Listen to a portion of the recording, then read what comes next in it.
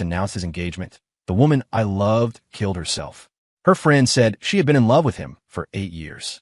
I was in a daze, standing on a street corner trying to process the blow, when someone shoved me hard into the path of an oncoming truck.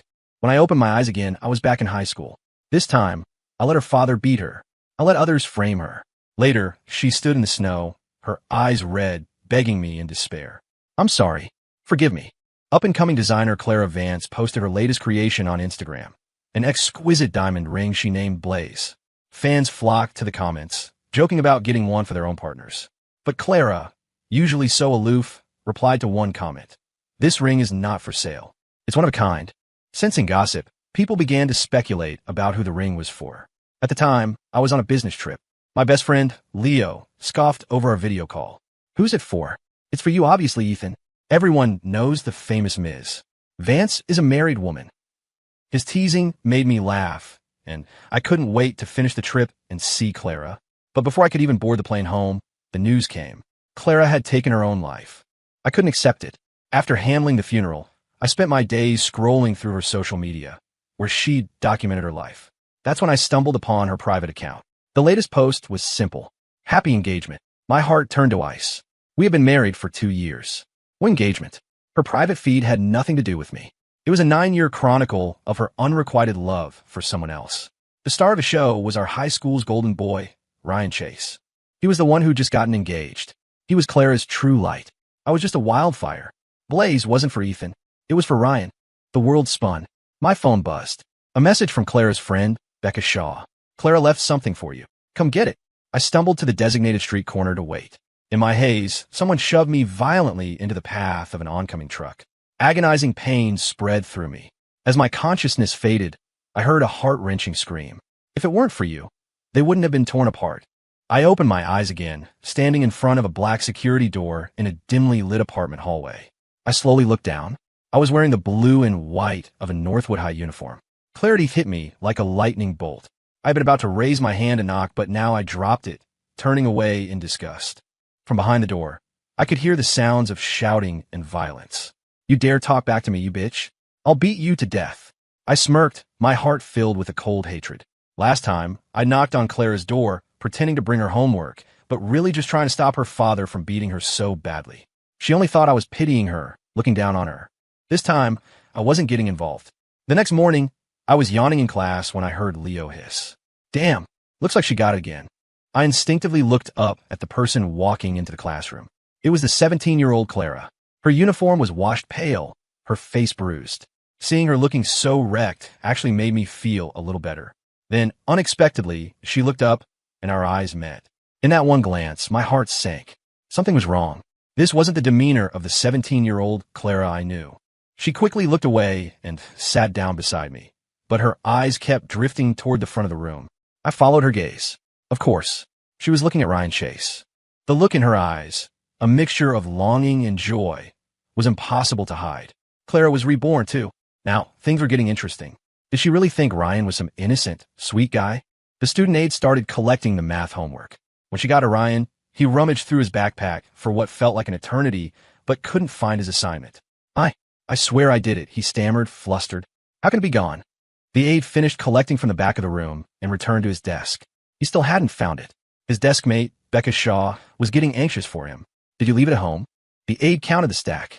You're the only one left, Ryan. If you really can't find it, just tell Ms. Peterson you forgot it at home. Ryan looked like he was about to cry. She won't believe me. My math grade is already terrible. She's probably going to give me detention. I can't help you, man, the aide said, shrugging. You know how strict she is. You should have been more careful. He started to walk away, but Clara stopped him. Wait. She turned to me, her expression perfectly natural. Ethan, just put Ryan's name on your homework. I had been enjoying the show, but this startled me. Why should I? Clara's reasoning was self-righteous. Your math grades are always at the top of our year. Ms. Peterson loves you. If you say you forgot your homework, she won't press the issue. At her words, the tearful Ryan looked at her as if she were his savior. Thank you, Clara. Sacrifice my homework. And he thanks her? I almost laughed out loud. No. Clara froze. The grateful expression on Ryan's face vanished, as if he couldn't believe that I, his former lapdog, would ever refuse her. His desk mate, Becca, rounded on me. Ethan, it's just one math assignment. Helping Ryan out won't hurt your grades. Why are you being so selfish? She sneered. Are you only happy when Ryan gets chewed out by the teacher? Her eyes were filled with contempt. Then, as if remembering something, she scoffed. I forgot. The person you're always chasing only has eyes for Ryan. Her words seemed to jog something in Clara, and a look of understanding crossed her face. Is that what this is about? She asked, her tone dripping with condescension. Fine. I'll go to the library with you this weekend. Happy now? Isn't that what you've always wanted? She sounded like she was doing me a massive favor, throwing a bone to a pathetic dog. I rolled my eyes dramatically. Who needs you to go with them? Who the hell do you think you are? Stop making me sick. Then I turned to Becca, and you stop barking. If you love speaking up for Ryan so much, why don't you put his name on your homework? How about that, Ryan? Ryan, clearly not expecting the spotlight to swing back to him, stammered, unable to form a coherent sentence. Leo jumped on the opportunity. You forget, Ethan? On the last monthly test, Becca was second to last in math. He'd never agree to pass her homework off as his. It's probably full of mistakes. I feigned surprise. Oh, is that right? I forgot. So you look down on Becca's work, huh? My bad. I shouldn't have suggested it. Ryan's face went pale, his eyes welling up. No, that's not it. I just didn't want her to get in trouble with the teacher. Becca, having lost face in front of her crush, flushed red, then white. Just as she was about to explode, Clara's cold voice cut in, directed at me. Ethan apologized to Ryan. I turned, snatched my homework from the aide's hand, and tore it into pieces, scattering them over their heads. Apologize? In your dreams. I snarled. You want me to be your fall guy? I'd rather get a 0 than let some asshole take credit for my work. They were all stunned into silence. Just then, someone walked in through the door, saw the shredded paper, and laughed without restraint. Well, what's our resident genius up to? Performance art? It was Chloe Sterling, the resident queen bee. Her family was rich and powerful. No one dared to talk back to her. Sensing trouble, the aide had already slipped away with the rest of the homework. Having vented, I felt a whole lot better. I turned and saw Leo staring at me with a strange expression. I touched my face. What? Leo placed a candy bar on my desk. Nothing. You just seem really different today. How so? He gave me a thumbs up. Extra awesome. Then he lowered his voice. I can't stand Clara. You're always so nice to her, and she acts like she's some kind of treasure, ordering you around. It's pathetic. Hearing him say that, I felt a pang of emotion. In my last life, I really had done so much for her, and she never saw any of it. I let out a cold laugh. That's why you have to stay away from ungrateful people. They're bad luck, and I meant it. After our homeroom teacher's class, I requested a seat change to get away from Clara. The teacher always trusted me, so she agreed immediately. I happily went back to my seat and, with Leo's help, moved my desk. Chloe, who had slept through the entire period, watched us with amusement. Why leave the front row? What's so great about the back? I set up my little desk calendar. Someone up front barks too much. It's distracting. Chloe retorted lazily. I could be distracting too. I pulled out my chair and sat down. Just go back to sleep. The next period was math. Ms. Peterson stood at the front, tapping her textbook with her knuckles. Ryan Chase, stand up. You'll remain standing for the rest of the class. Ryan had rarely been humiliated like this. His face flushed, and tears welled in his eyes. But Ms. Peterson was merciless. Some people just have no ambition. Do you have Ethan's grades? Or Chloe's family connections? You have nothing, and you still don't study. What a waste. I calmly opened my book and started reading the day's lesson. A day in high school was exhausting but fulfilling. Away from Clara, my mood stabilized and I started to get back into the rhythm of my classes. Clara, on the other hand, was constantly spacing out and even got assigned extra work by the chemistry teacher for not paying attention. After school, Leo and I hung out at a strip mall near the school for a while before heading home. By the time I got to my apartment complex, it was already dark. I walked into the building and ran right into someone. It was Clara. The motion sensor light flickered on, revealing fresh bruises on her face. Her father had been drinking again. I'd almost forgotten. In my past life, this was a period when Clara was in a really bad state. I'd been so worried, thinking she shouldn't be working a demanding part-time job after being abused, but staying home wasn't safe either. That's why I tried to persuade her to study with me at the library.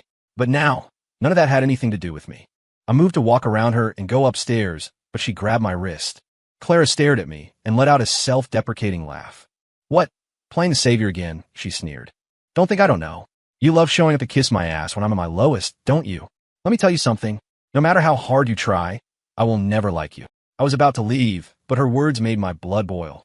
Clara was definitely reborn. Had her father knocked her brain loose. I yanked my hand free. I'd rather kiss up to a dog than you. You don't seriously think I like you, do you? I dropped my backpack, pulled out my insulated water bottle, and flung the heavy steel cap at her back. Ugh. Already bruised and sore, Clara could barely stand straight. The impact sent her crumpling to her knees. I picked up the cap, walked around in front of her, and crouched down. Seeing her bite her lip, trying to hide the pain, filled me with an unprecedented sense of satisfaction. But I guess you were right about one thing. I do like playing the hero. I paused, a cruel smile on my face. I'm just not interested in playing with you anymore. Besides, who wants to be a savior to someone so ungrateful? She stared at me, her eyes wide with shock and confusion, as if she couldn't understand why I had changed so completely. Laughing, I slung my backpack over my shoulder and headed upstairs, leaving her kneeling on the cold floor. The next day was Saturday. Leo asked me to check out a new mall that had just opened, and I readily agreed. Why? Because in my past life, Clara had a part-time job at this very mall. Right now, she was full of the pride she'd gained from being praised in the design world for years. I wondered how she'd feel having to humble herself and work in the service industry again. The new mall was huge, decorated with balloons and streamers for its grand opening. In my last life, Clara had refused to go to the library with me, so I never knew which store she worked at. At first, I kept scanning my surroundings, but after a while of eating, drinking, and having fun, I gradually forgot about it. I rubbed my full stomach, thinking how nice it was not to have to worry about Clara. Then I looked up and came face to face with Chloe Sterling. She was with a few friends, one of whom recognized us. Hey, Ethan and Leo? Small world. Didn't know the school genius ever left the library. I rolled my eyes. Geniuses are people too, you know. Chloe sauntered over with a grin. Don't mind them. They haven't seen many people with good grades outside of school. I gave her a sidelong glance. Fancy seeing you here, Your Highness. I didn't think you'd hang out in a place like this. Oh, and where do you think we should be hanging out? Bars, pool halls. You seem to know a lot about them, she retorted with a smirk. This mall is owned by a friend of my dad's. I'm just checking out, giving her some feedback from a youth perspective. Like you could give any useful feedback, I thought. Her tone shifted. Want some boba? My treat. I was already stuffed, but before I could refuse, Chloe grabbed my arm and started pulling me along. Leo hurried to catch up. I struggled a bit. No, really, maybe some other time. There are so many people. Hearing this, Chloe turned to look at the friends trailing behind her. One of them immediately got the hint. I'm pretty beat for today. Maybe we should just call it a day. Yeah, I'm heading out. Hey, we're going the same way. Let's go together. In seconds, the group had scattered. I was dumbfounded. Chloe nodded, satisfied. Let's go. The boba shop was on the 3rd floor. It was only after we got off the escalator that I understood why Chloe had been in such a hurry to drag me here. Clara, wearing a staff uniform, was standing behind the counter. She looked exhausted but was still trying her best to take orders. Just then, trouble started. A girl with bleached blonde hair slammed her drink down on the counter. What is this? She yelled at Clara, her face a mask of anger. Clara frowned and tried to explain, but there were other customers waiting to order, and she was clearly overwhelmed. The girl, seeing her complaint being ignored, got even angrier. Chloe, never one to miss a good show, announced, I'll go get in line for you guys, and headed straight for the commotion. Leo pulled me to a table in the corner. Great, just our luck. Seeing Clara here is enough to make me lose my appetite. I patted his shoulder. The boba is innocent. Besides, it's free. Just bear with it. Suddenly, we heard a splash. I looked over. The blonde girl had taken the lid off her cup and thrown the entire drink at Clara. Clara's uniform and hair were soaked. The tea must have been hot because her hand was red. She looked like she was on the verge of exploding, but could only bow her head and apologize. The manager came out all smiles. She discreetly pushed the drenched Clara into the back room, while speaking politely to the angry customer. The blonde girl rolled her eyes, called her friends over, and left. Before walking away, she shouted, This is ridiculous. They mess up my order and won't even admit it. Never coming back here. The manager returned, looking embarrassed. The customers who had been waiting in line exchanged glances and also began to leave. The shop suddenly felt empty. Chloe waved us over. Someone else was now at the register. While we waited for our drinks, Chloe casually filled us in. She said she ordered 80% sugar with less ice, but they gave her 50% sugar and hot. Clara insisted the customer said 80% sugar with less ice and that she must have misremembered. So they started arguing. After hearing the story, I scoffed. She messed up an order and wouldn't even apologize to the customer. Clara deserved it. As if on cue, Clara emerged from the back room, having changed her clothes. When she heard my words, she instinctively looked over. The moment she saw me, her eyes filled with panic and shame. Our drinks were ready. She brought them over with her head down.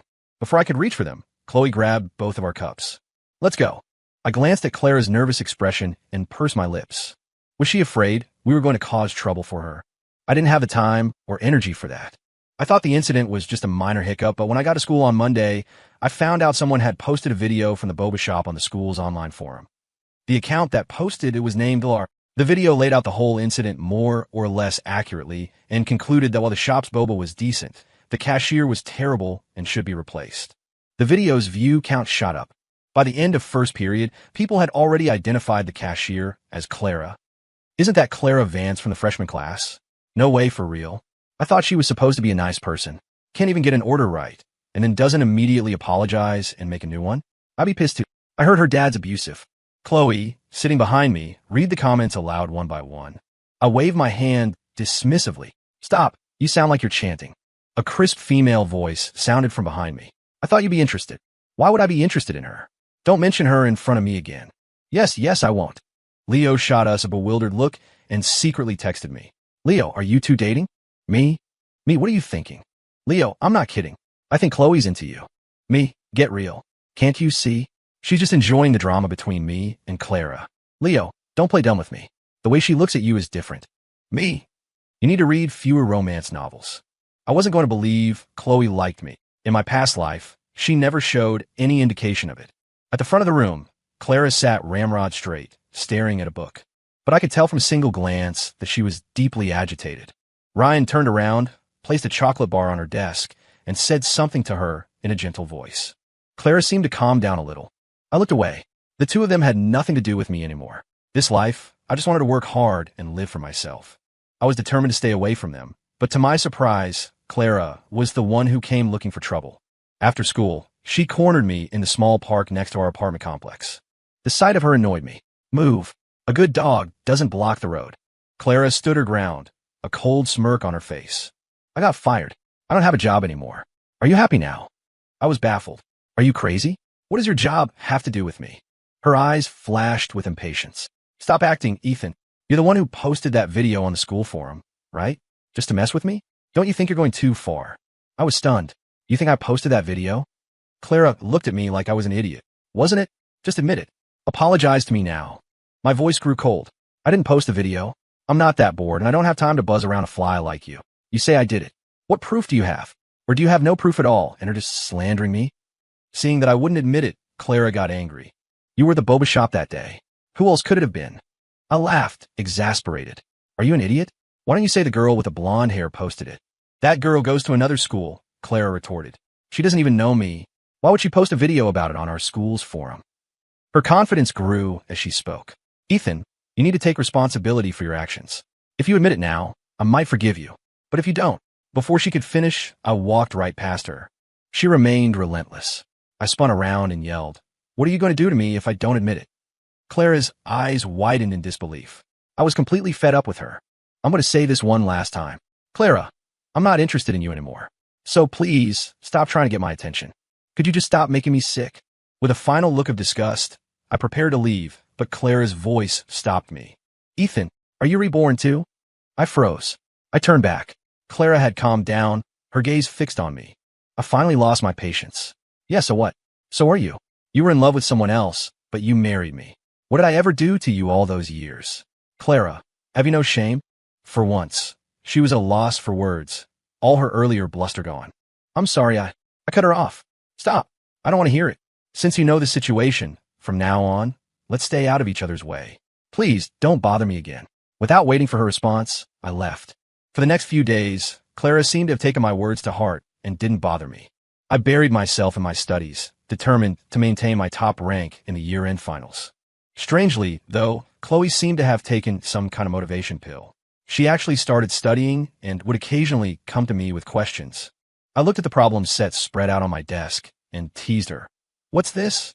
Has Her Highness decided to hit the books? A rare sight. Chloe sat next to me, pen in hand. Of course, a person can't just rely on their parents forever. I was satisfied with that answer. Treating it as a good deed, I took a piece of paper and walked her through the problem. She was sharp. She picked it up quickly and could even apply the logic to similar questions. She picked up a book and asked casually, "Ethan, what college are you planning to apply to?" I figured she was just looking for a reference. "Auden University." "Why?" "Nothing," she said, shaking her head. "The top student always aims high, I guess." Seeing how hard she'd been studying lately, I took her words as a lament and tried to comfort her. "Don't worry, we're only freshmen. Now that you've had this awakening, you'll definitely be fine." "Let's hope so." Chloe seemed unusually worried. Leo, tearing open a bag of chips, added, "Don't sweat it, Your Highness. Just trying your best is what matters." I grabbed a chip and crunched on it. The final exams went smoothly. I confidently estimated my scores and felt pretty secure. After the last test, we had half a day left. The boarding students were busy packing to go home, while the day students drew lots for cleanup duty. Unfortunately, both Leo and I drew the short straws. As I was listlessly grabbing a broom, Chloe, who had finished packing, sauntered over, smugly waving her blank slip of paper. "Looks like your luck ran out." I shot her a glance. "Don't gloat. My luck is just on cooldown. Next time it activates, it'll blow your mind." "I'll be waiting. See ya, Ethan." Yeah, get out of here." I swung the broom around and turned to find Leo giving me a gossipy look. I knew what he was thinking without him saying a word. At the same time, I felt a strange sense of unreality. Chloe and I, without me even realizing it, had become quite close. In my past life, we had never spoken, or maybe I had just been so focused on Clara that I never noticed anyone else. When we were almost done cleaning, our homeroom teacher assigned me and Clara to take some folded cardboard boxes to the gym equipment room. I cursed my luck. Being a teacher's pet came with greater responsibilities. Previously, she'd asked some other boys to take care of the boxes, but they'd gotten carried away playing on the field and ripped them apart. The only thing I disliked about this task was being paired with Clara. Leo picked up my backpack. "I'll wait for you at the school gate. Just meet me there when you're done." He glanced at Clara as he said it. I nodded, picked up half the stack of boxes, and looked at the silent Clara. "Let's go." The bruises on her face were gone, and she had some color back in her cheeks. I'd heard from the neighborhood gossips that her dad was in jail now and her aunt was taking care of her. I wasn't surprised. The adult Clara, reborn, wouldn't tolerate her alcoholic father for long. We walked in silence. The setting sun painted half the sky red. There were still students fooling around on the athletic field. As we reached the equipment room, Clara put down her boxes and was about to open the door. Just then, we heard voices from inside. There was someone in the equipment room at this hour? I raised an eyebrow. Clara looked surprised, too, and raised her hand to knock. A sharp female voice cut through the air. "Don't be ridiculous. Ryan is the king of the school. Who in their right mind would date some poor girl who gets beaten up at home?" Clara's hand froze midair. That voice sounded familiar. I stood there, holding the boxes, and thought for a second. It was the girl from the boba shop, the one who had sworn she'd never come back. Clara must have recognized her, too. And with Ryan and king of the school, it could only be about Ryan Chase. And poor and beaten up, that had to be referring to Clara herself. Hearing that, Clara's pride must have been shattered. Ryan's voice came next. "What's the big deal? Is that why you're worked up? Did you guys forget I have a girlfriend?" In an instant, Clara, standing in front of me, went rigid. A few girls giggled. We didn't forget. How could we? Your girlfriend is so busy, Ryan. When was the last time you even saw her?" "Like 2 months ago, I guess," Ryan said. "She's out of town. I kind of miss her." His tone shifted. "Since my girlfriend's ignoring me, I might as well mess around with some other girls. But seriously, Clara is so easy to fool. I'm not exaggerating. She's my total lapdog now. I'm her god, you get it?" The blonde girl laughed even harder. "She's hilarious. I deliberately told her she got my boba order wrong, and she tried to argue with me, so seriously. I almost broke character right there, I swear. I heard she lost her job. Wonder if she has any income now." Ryan sounded smug. "Jenna, you did a great job with that. Your school is full of talent." Jenna replied, "It was all your plan, Ryan. That Clara girl even tried to find out who I was. When people asked, I just said I didn't post a video. I go to a different school, and I don't know any Clara, haha." Standing outside the door, I marveled at the bizarre turn of events. Everything was falling into place without me lifting a finger. I took a few steps to get a better look at Clara. Her head was bowed, her expression numb, and her eyes were red.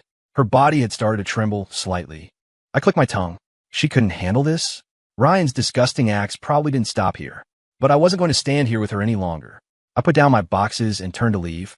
She could figure out how to face her perfect guy on her own.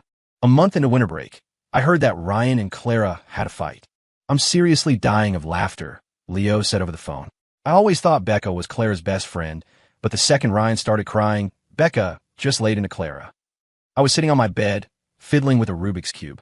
No idea what they were fighting about. The cube clicked into place. I spoke with profound wisdom.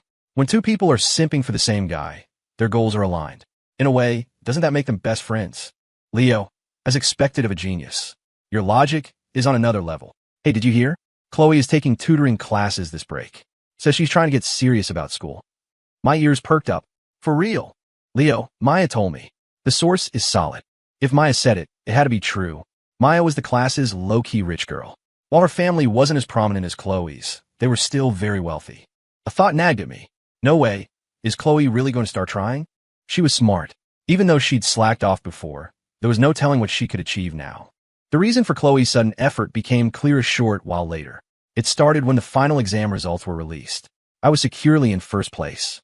Chloe texted me, asking how to pursue a guy with a high IQ. So, she wanted to be as smart as her crush. Me? Chloe, you're the only living example I know. Can you give me some advice? Me? I guess, but everyone's different. The guy might have the exact opposite taste as me. Chloe, it's fine. Just for reference. Me, all right then. So we chatted about everything under the sun, from my favorite songs to my favorite movies. Before I knew it, I had revealed all my interests. Chloe remarked, you're not quite what I imagined. Me, if you could figure me out at a glance, I wouldn't be the top student, would I? Me, I'm helping you two get together now. A genius's support isn't cheap. Once you succeed, you owe me. Thanks. Chloe, we're not even close to that yet. But if it works out, I'll treat you to dinner. I called Leo to tell him about it, but he sounded world-weary. And here I thought you two would get together. I even had the whole cold genius and the rich beauty story written out in my head. Me, on the other end of the line. Was I ever cold? Now you get it, right? Chloe and I are just friends. She has a crush on someone else. Leo let out a dejected oh and hung up. The days passed, and soon, New Year's was approaching. Chloe sent me a Happy New Year text first thing in the morning. Leo sent me pictures of the snow from his hometown. I replied one by one to the holiday wishes from other classmates and friends. While checking my messages, I saw a text from an unknown number. Happy New Year. I racked my brain before realizing it was Clara's other number. After I was reborn, I had blocked all her contact information, but I must have missed this one. I immediately blocked it. After blocking her, I stared out the window, lost in thought. I didn't know what her purpose was in sending that text. She used to disdain such things. My mind drifted. In my past life, I would wish her a happy holiday for every occasion, either by text or in person. She would always just give a cool and nothing more. It was so distant, as if we weren't dating, as if we weren't married. I always thought she was just naturally cold, or that her abusive upbringing made her wary of intimacy. But when I, drowning in grief, opened her private Instagram account, I realized how wrong I was. Happy graduation. I finally got a picture with him. Happy Thanksgiving. I hope you'll always be happy, Ryan. Saw the new reindeer plushie he bought for Christmas. It's so cute. Another year has passed. Happy New Year. May you be safe and sound. Every word was a declaration of fiery love, the stubbornness and regret of a love that spanned from adolescence to adulthood. Even though my heart was dead, even though I had decided to have nothing more to do with her, thinking of these things still brought a pang of sadness. I had once loved her so sincerely. Tears blur my vision.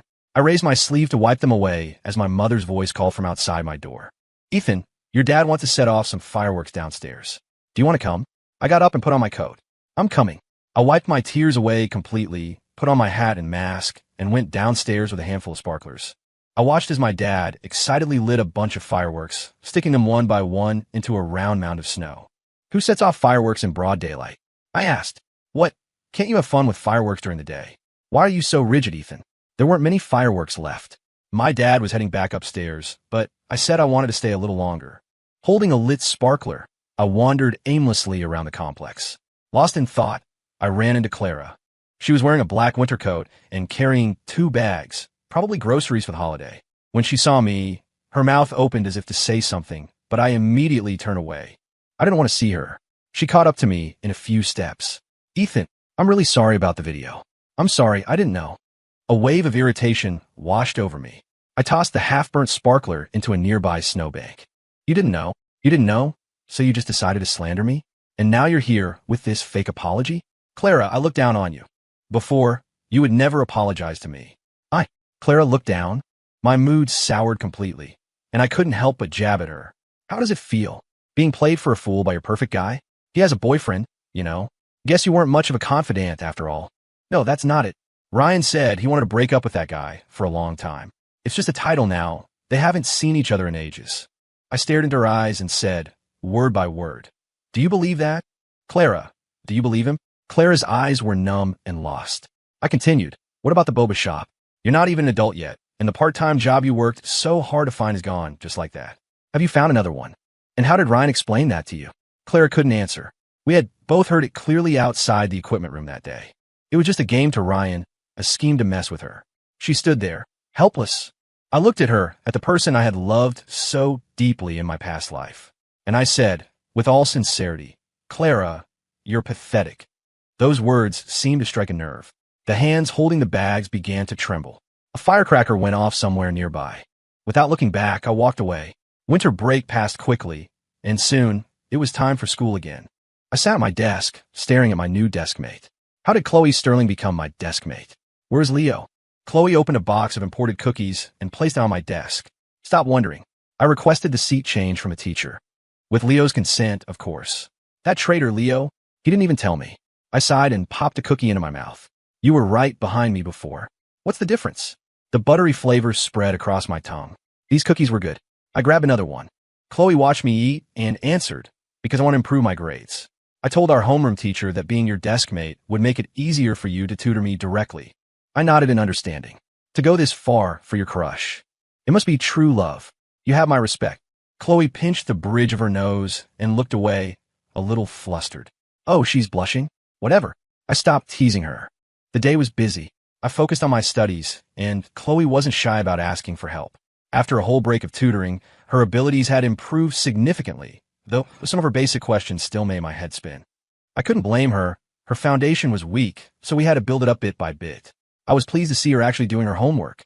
But then she finished and handed it to me to grade instead of the teacher. This went on for several days, and I didn't get it. Why are you showing it to me? What if I grade it wrong? Can't you just give it to the class aide for the teacher to grade? Chloe looked serious. You don't understand. I'm going to get better in secret and then blow all the teachers away. In the meantime, I can't expose my true intelligence level. Great. She had an ego to protect, too. I resigned myself to my fate and picked up a red pen to grade her English homework.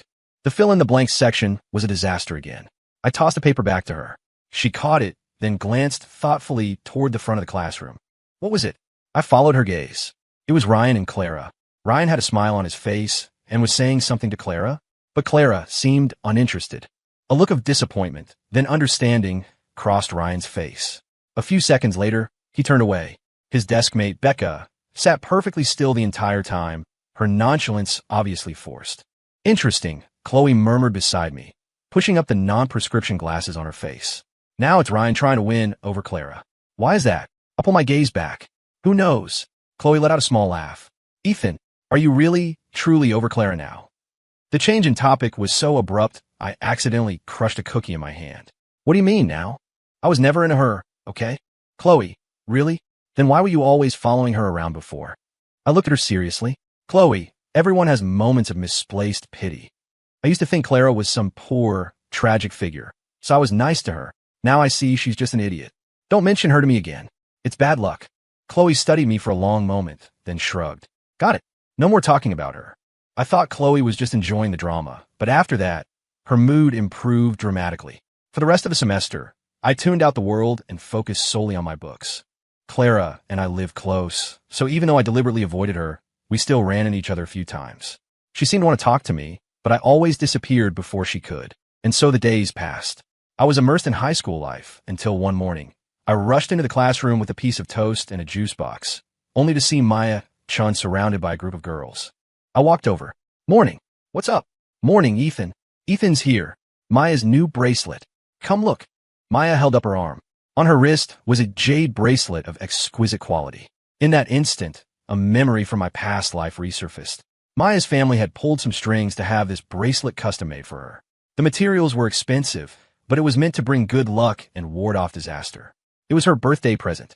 She had never worn it to school before, but she'd been having a string of bad luck lately. So she put on. I remembered clearly. In my previous life, this bracelet was stolen.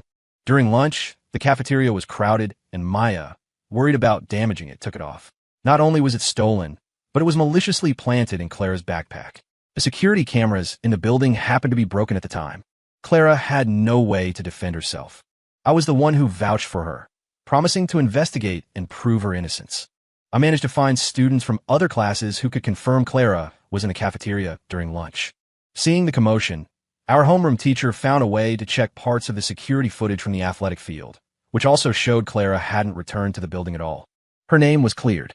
At the time, I was happy I had been able to help her. But Clara remained as cold as ever, not even bothering to offer a simple thank you. I just assumed she was too upset about being wrongly accused. In this life, Clara could handle it herself. I pushed the thoughts aside and joined in admiring Maya's bracelet. Wow, that looks expensive. Let me rub it for good luck. Maybe I'll stay number 1 on the next exam. Ethan, you'd be number 1 even without it. And just as I remembered, it happened. That afternoon, Maya and her friends came back from the cafeteria. She wiped her hands with a wet wipe, ready to put her bracelet back on, only to find it gone. The bell rang. The teacher for that period had called in sick, so we had a study hall. Maya, who had a fierce temper, was not one to be trifled with. She shut the classroom door and demanded that everyone open their backpacks for inspection. It was an intrusive demand, but to prove their own innocence, everyone complied eagerly. Maya went through the bags one by one, her face grim. When she got to Clara's bag at the front of the room, a collective gasp went through the students. Maya picked it up and slipped it onto her wrist. The whispers started immediately. No way, is she crazy? She dared to steal from Maya? Did she think that bracelet was some cheap trinket? You really can't judge a book by its cover. She helped me collect homework the other day. I thought she was a good person. Her dad's abusive, right? Maybe she inherited his violent tendencies. I watched it all unfold with cold detachment. Beside me, Chloe had already put her bag away. I don't think it was Clara. I turned to her in surprise. Chloe's thinking was clear. Even if you steal something valuable, you wouldn't just leave it in your own backpack for someone to find. That's too stupid. Besides, everyone knows Maya's temper. Who would dare mess with her? You'd be lucky to get away without losing a layer of skin. Clara would have to have a death wish to try something like that. Chloe was right. Maya was low-key, but everyone knew her family was powerful. Unlike Chloe's overt displays of wealth, Maya was more reserved, but anyone who crossed her ended up regretting it. I looked to the front. Maya was staring at Clara. I never thought you'd be the one to steal from me, Clara. She was clearly on the verge of exploding, but someone had to pour fuel on the fire. Ryan covered his mouth.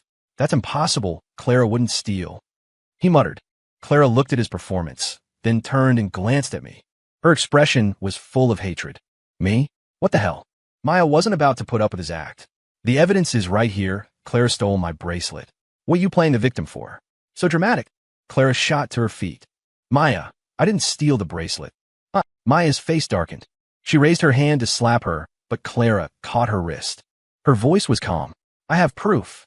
She turned her head, her eyes locking onto mine, her tone dripping with venom. I suggest the guilty party confesses now. Don't wait for me to release the evidence. The classroom erupted in murmurs. Clara says she has proof? Really? Probably. Who would dare steal from Maya? Is she saying someone framed her? Has she been watching too much TV? What is this, a persecution complex? Why is she looking at Ethan? You don't think Ethan stole it, do you? No way. Ethan would never do something like that. Something felt wrong, but I wasn't panicking. I didn't steal it. I had nothing to fear. I met Clara's gaze without flinching. Disappointment flickered in Clara's eyes. Still not admitting it, Ethan? Me? The rest of the class? I shot to my feet. Clara, what are you talking about? Clara responded angrily. What do you think? A person should take responsibility for their actions. You took the bracelet and put it in my bag. Why won't you admit it? I was incredulous. Why should I admit to something I didn't do? How can you prove it was me? The class was dead silent. My chest heaved with anger. Stop spewing nonsense, Clara. Is it possible you took it yourself and are just trying to pin it on me? Chloe frowned. Yeah, everyone in class knows you two don't get along. Leo chimed in. Leave Ethan out of this. You steal from someone and then try to blame him?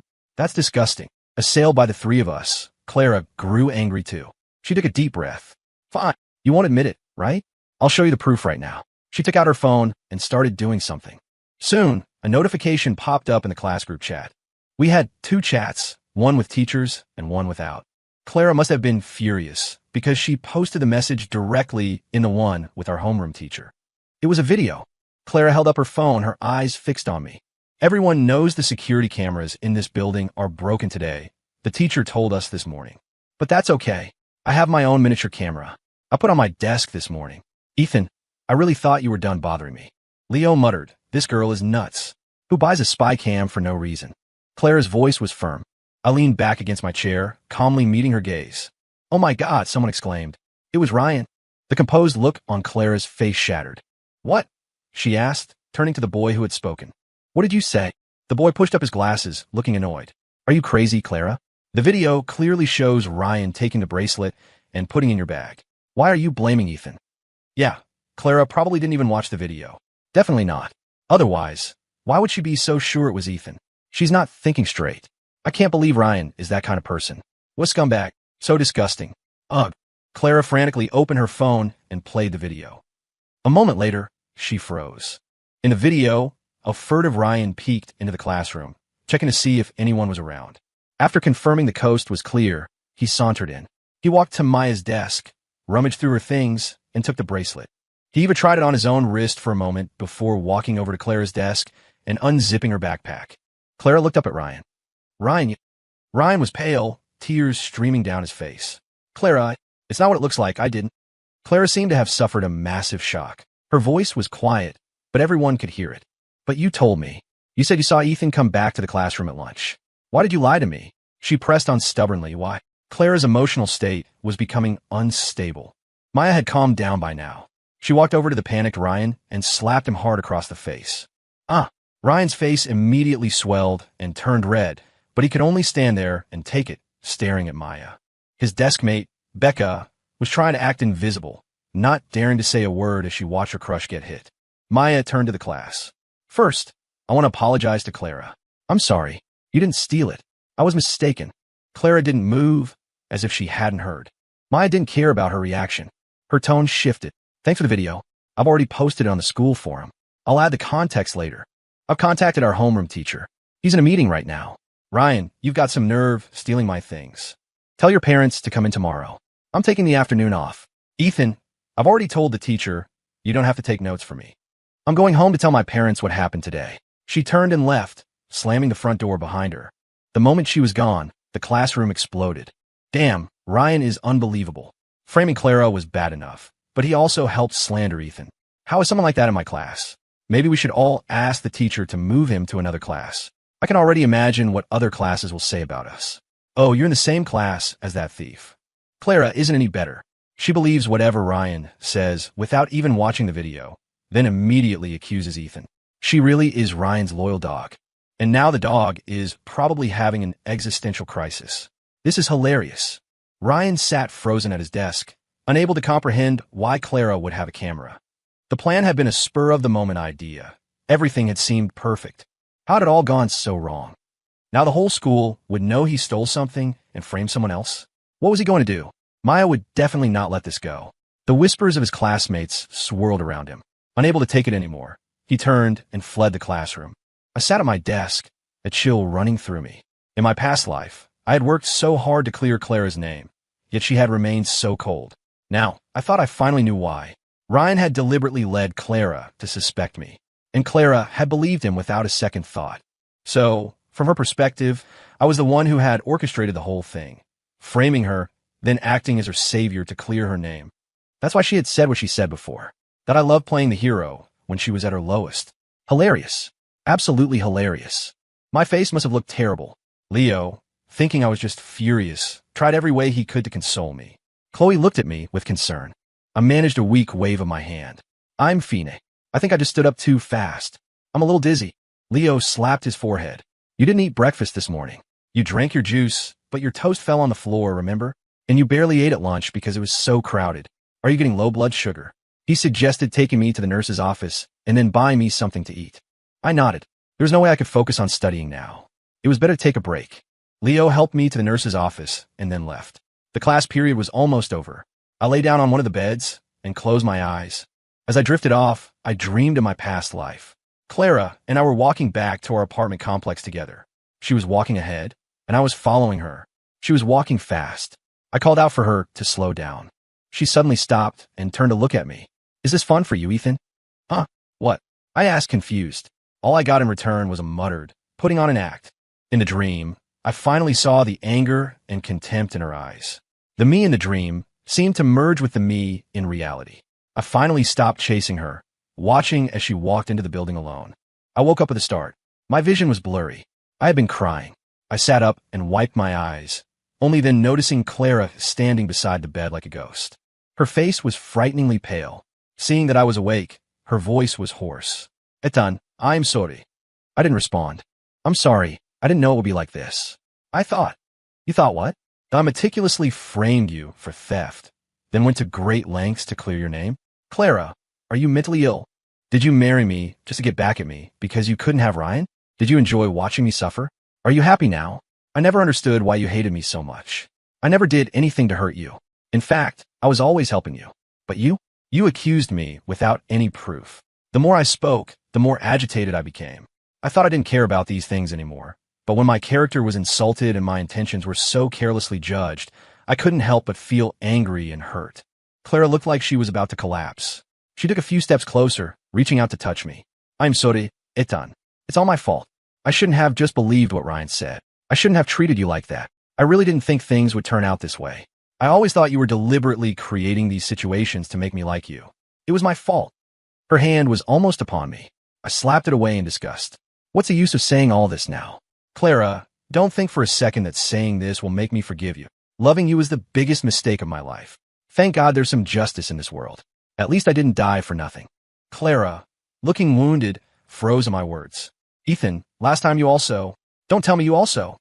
Seeing her stunned expression, a wave of malice rose within me. Speaking of which, I should thank you. If you hadn't died and provoked Ryan, and if his other little lapdog hadn't noticed, Becca would never have pushed me in front of that truck. Who would have thought that even though I died, I'd be reborn back to this moment? I should really thank the two of you for letting me be reborn. No, wait, the three of you. How could that be? Clara stammered, completely floored. I just told her to give you some of my things. Why would she kill you? She mumbled to herself. I was sick of her fake, overly dramatic display of affection. I told her to get out. Clara looked at me helplessly. Please, Ethan, don't talk like that. It was my fault before. I shouldn't have believed Ryan so easily. I know what kind of person he is now. Can you forgive me? Can we start over? Forgive you? I scoffed. Why should I forgive you? Did the me from our last life deserve to die? Clara persisted. Then what can I do to make you forgive me? I will never forgive you. My hand clenched the mattress beneath me. All I need is for you to stay away from me and never appear in front of me again. Clara shook her head relentlessly. I'm sorry, Ethan, I can't. We were always together from high school through college. I was the one who didn't cherish what we had, who let things get like this. I know now. We can still be together. Ethan, I know you're angry right now and won't forgive me, but it's okay. I'll make you believe me. Where did Clara get this confidence? Because I loved her so much, because I was such a simp for her in our last life. How dare she? Get out, I said. Get out while I can still speak to you civilly. Clara stood there, refusing to leave. I was getting a headache. Just then, the door to the nurse's office opened. It was Chloe. She was holding a plastic bag. She looked surprised to see Clara. Clara, what are you doing here? The homeroom teacher is looking for you. Didn't you see the message? Clara froze, then took out her phone to check. She must have seen the message from the teacher. She looked up. Ethan, I waved my hand impatiently. Get lost. Clara had no choice but to leave, looking back every few steps. The moment she was gone, the air in the nurse's office, heavy with the smell of disinfectant, suddenly felt fresh. My head stopped spinning. Chloe walked over and placed the plastic bag on the bed. I bought you something to eat. She stood by the bed, looking at me with concern. I slowly opened the plastic bag. Inside were some pastries and fruit. Chloe pulled up a chair and sat next to me. Her expression was hard to read. What was Clara doing here? Apologizing to you? I didn't want her to know too much, so I just nodded vaguely. Yeah, but I didn't accept it. Chloe said, that girl is really something else. Anyone can see you can't stand her, but she keeps finding ways to drag you into her drama. She was probably hoping to frame you for stealing today, but she never expected the real thief to be Ryan. She and Ryan must not have gotten their story straight. Well, now Ryan is famous throughout the school. I figured it wouldn't be long before the other teachers found out, too. I opened a container with a slice of strawberry cake.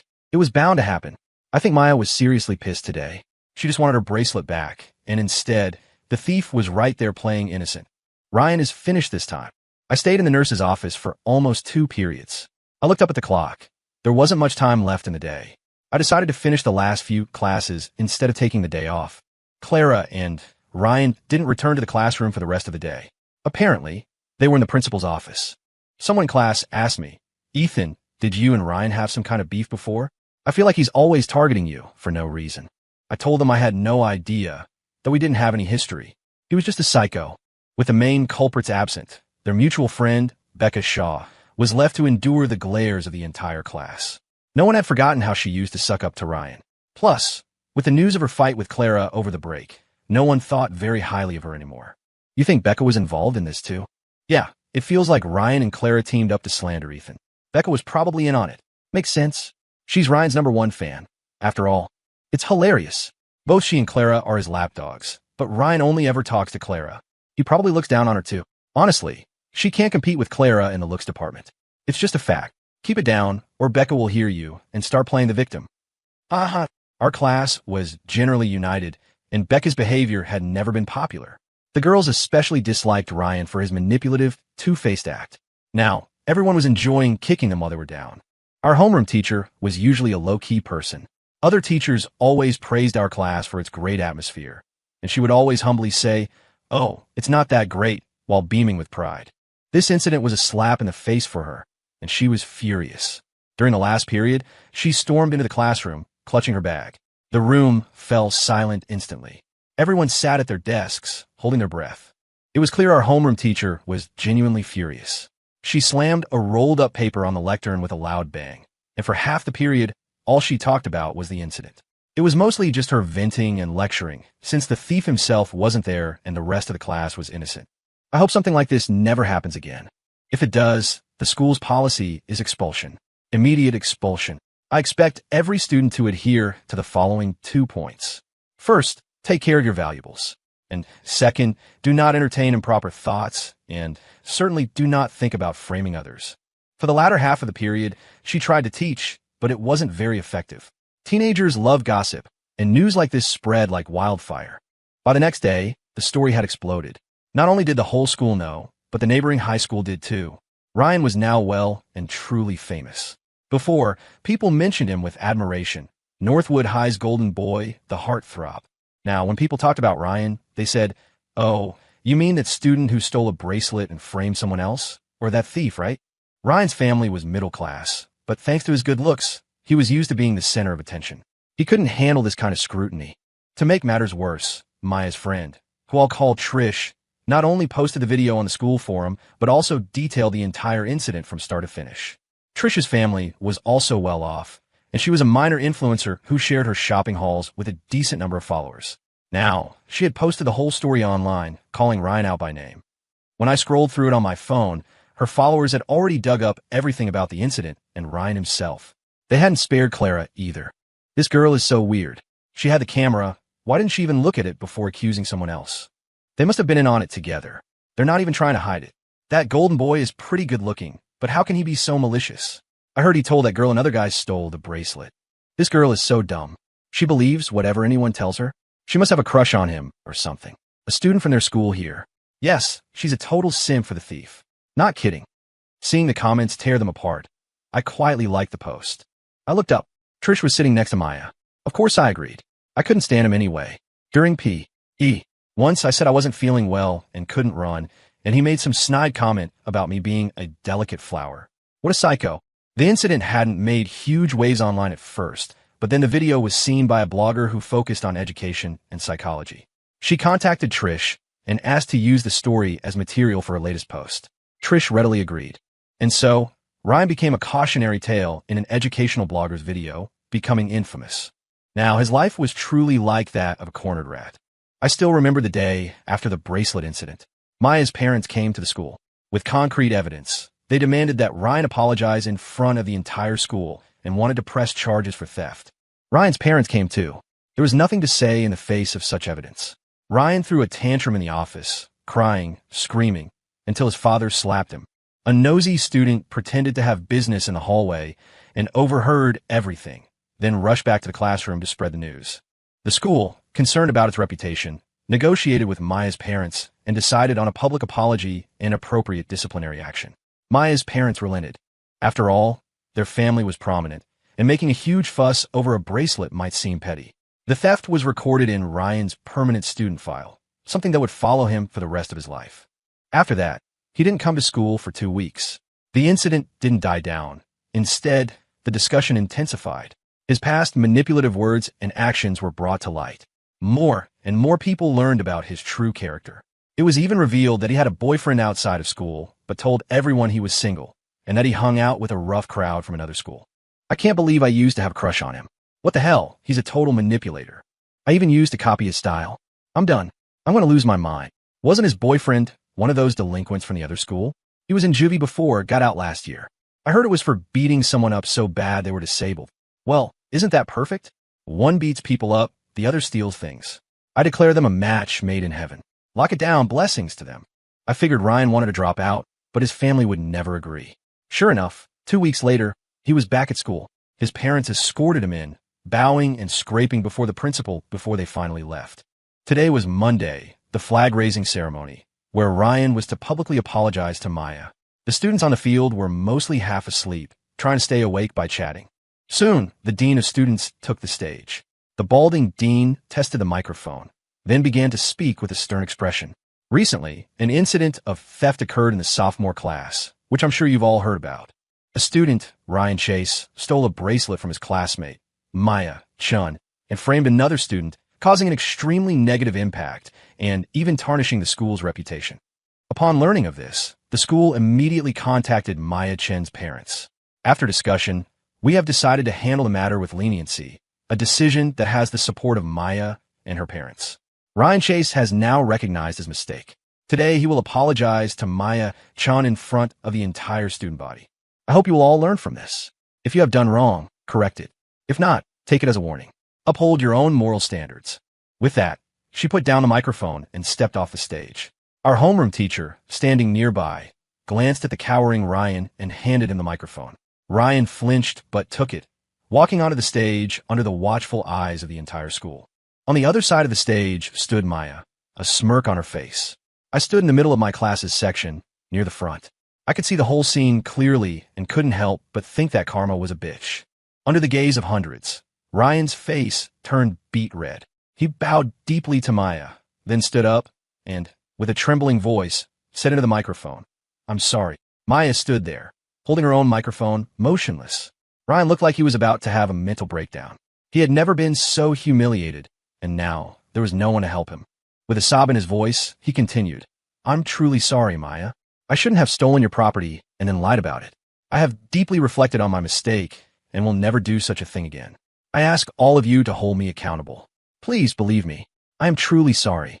The students below began to murmur, the buzz growing louder. Standing on the stage, Ryan looked as if he were being flayed alive. After a few minutes, Maya finally spoke. "I forgive you." Her voice was dripping with sarcasm. "I was also at fault in this matter. I shouldn't have brought a valuable item to school and not kept it with me." She held the microphone up and said clearly, "I hope you all learn from my mistake. Be careful with your belongings, lest they be taken by certain people. I won't hold a grudge. We are all classmates, after all. From now on, Ryan and I will get along amicably." I heard Chloe chuckle. Maya was definitely going to get along with Ryan. On stage, Ryan was already swaying. Hearing Maya's words, he finally broke, lowered his head, and stumbled off the stage. In the past, people would have felt sorry for him, but not anymore. What's he crying about? He's the one who stole from someone else. What an act. Does he really think he's still the golden boy? His apology sounded so scripted. No sincerity at all. Probably copied it from the internet. TSK, TSK. I stood in line, watching Maya leave the stage. After the ceremony, Leo and I walked toward the school building. A question still lingered in my mind. In my past life, if Clara was so in love with Ryan, why didn't she ever pursue him? If she didn't know he had a boyfriend, why didn't she confess her feelings? Why did he become this unattainable love of her life? Was it because she felt she was too poor and unworthy? Was she too scared to try? My head was full of questions as I returned to the classroom. Ryan was back too. He sat at his desk in silence, a far cry from his usual boisterous self. Other students took detours to avoid his desk, as if it were cursed. Ryan had his head buried in his arms, his body trembling slightly. He was probably still crying. Now that everyone knew his true colors, no one went to comfort him. Even his staunchest supporter, Becca, had a book open in front of her, pretending to read. After crying for a while and getting no attention, Ryan slowly sat up. No matter how big the drama, classes had to go on. During lunch, Chloe came over to ask me questions as usual. Her grades had improved dramatically lately. On the last monthly test, she had shot up in the rankings, earning praise from all her teachers. It gave me a sense of accomplishment too. After I explained the problem, Chloe launched into her usual flattery. At the front of the room, Clara turned around. She stared at us for a long time, an unreadable expression on her face. I had a bad feeling. Sure enough, after school, Clara was waiting for me at the entrance to my apartment complex. The sight of her standing there, looking lost, was enough to annoy me. I tried to walk around her, but she grabbed me. Let go. What is wrong with you? Clara, ignore my question. Are you and Chloe dating? I never expected her to ask something like that. What? Who told you that? Clara pressed on stubbornly. So, are you dating or not? I roll my eyes. It's none of your business. Why should I tell you? I forcefully shook her off. By the way, I heard Ryan broke up with his boyfriend. Why haven't you confessed your love yet? Strained. I goaded her. The person you love most is all alone now. Why don't you go comfort him? Clara's lips moved. I don't like him anymore. Believe me. I straightened my sleeve. Not my problem. Clara stood in front of me, her eyes filled with pain. Ethan, I like you. In our last life, I realized I had feelings for you. But when I thought about what happened before, the bracelet incident, at that time, I still didn't know you were innocent. So, I suppressed my feelings. I'm begging you, Ethan. I'm sorry. Just give me a chance. I cut her off, my face a mask of disgust. Clara, are you sick in the head? I told you, I don't need your affection. Can you please just get lost? I was on the verge of hysteria. I swung my backpack, heavy with books, and hit her with it. Did you hear me? I told you to get lost. Ethan. My emotions were running too high. Seeing this, Clara had no choice but to leave. I stood there, panting, my nails digging into my palms. I hope she got the message. I never imagined that Clara would actually start pursuing me. The third time I pulled the breakfast she had bought for me out of my desk, I felt a vain throb in my forehead. Inside the bag were 2 donuts and a carton of milk. Under Chloe's watchful eye, I threw the entire bag into the trash. Leo shook his head with a dramatic sigh. If it were from anyone else, you wouldn't have just thrown it away. Rest in peace, donuts. He sighed again loudly. At the front of the room, Clara seemed unaffected, her back ramrod straight. Clara's actions were driving me crazy, but there was nothing I could do. If she wanted to give me things, I would just have to keep throwing them away. For several days, she relentlessly left things for me, yet she kept her distance, somehow managing to stuff them into my desk when I wasn't looking. The turning point came one day after school. I was almost at the school gate when I remembered I had left my literature textbook in the classroom. We had to read and annotate a passage for homework, and there was a pop quiz on it the next day. Cursing my luck, I had no choice but to go back. After saying goodbye to Leo, I headed back toward the school building. We had already left late, so the building was nearly empty. I jogged up the stairs. Before I even reached my classroom, I heard voices from the stairwell corner. It sounded like Chloe. That couldn't be right. The students on cleaning duty had already finished when I left. There shouldn't be anyone here, especially not Chloe, who always bolted the second the bell rang. How could she still be here? Confused, I thought I must have misheard. I walked to the back door of our classroom and saw it was slightly ajar. I was about to go in when I saw Chloe and Clara inside. What was going on? Why were they still here? I stood quietly behind the door, trying to hear what they were saying. Chloe had her hands in her pockets, her expression fierce, her voice cold. Stop giving my deskmate things. Anyone with eyes can see he can't stand you. Are you playing dumb? She spoke with a hint of arrogance. And from what I know, your family isn't exactly well off, are they? Buying all this stuff just to have it thrown away. Isn't that a waste? Why was Chloe speaking up for me? And why did she specifically seek out Clara to do it? Was she just being that helpful? I gripped the door frame, a small part of me hoping Chloe's verbal assault would be enough to make Clara give up on pursuing me. But it turned out Clara wasn't so easily defeated. If this were the timid, insecure Clara from a home filled with violence, Chloe might have succeeded. But the person in that body now was the adult Clara who had weathered many storms. Hearing Chloe's words, she met her gaze without flinching, calmly taking the humiliating remarks. It's my choice to give Ethan things. It's his choice to throw them away. You don't need to trouble yourself with the financial situation of someone like me, Your Highness. And whether I give him things or not is none of your business. As far as I know, you and Ethan are just friends. You have no right to stop me from pursuing him. The adult Clara calmly and coolly refuted every one of Chloe's points. Chloe was getting angry. Her composed demeanor vanished. Before she could say anything, Clara pressed her advantage. And I don't mean to discourage you, but at least before Ethan liked me. Everyone could see that. But does Ethan like you? From what I can see, he only thinks of you as a friend. You don't think I have a chance?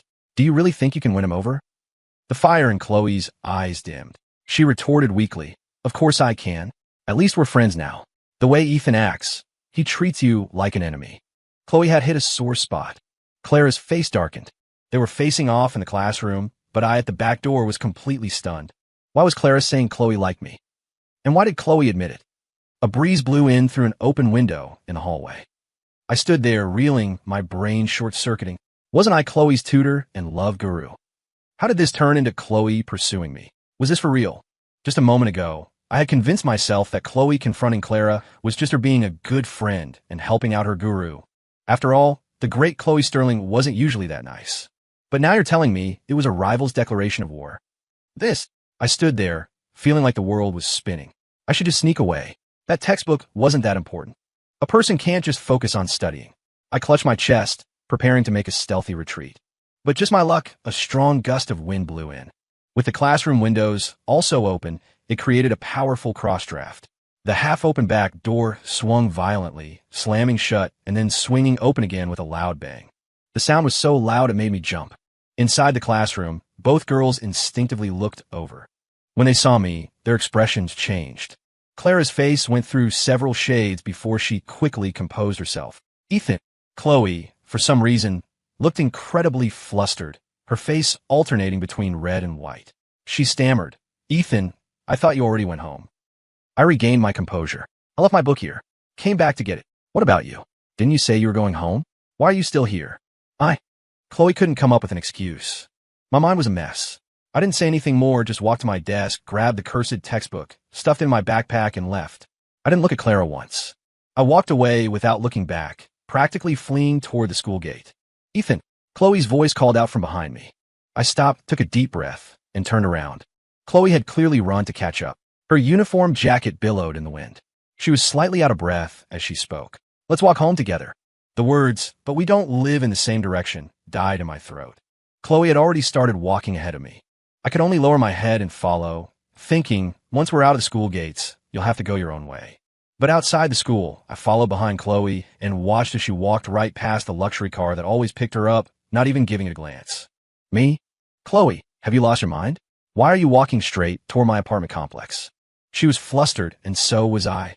We walked in silence until we reached the entrance of my building. Chloe suddenly stopped. I paused. What's? You heard, didn't you? No. She immediately corrected herself. You definitely heard, right? Ethan, the walk had given me time to calm down. After all, I was an adult in a teenager's body. A high schooler having a crush wasn't a big deal. I just never thought Chloe would like me. I deliberately didn't answer, wanted to see her reaction. When Chloe didn't get a response, she grew visibly tense. Her back was rigid, and she didn't dare turn around.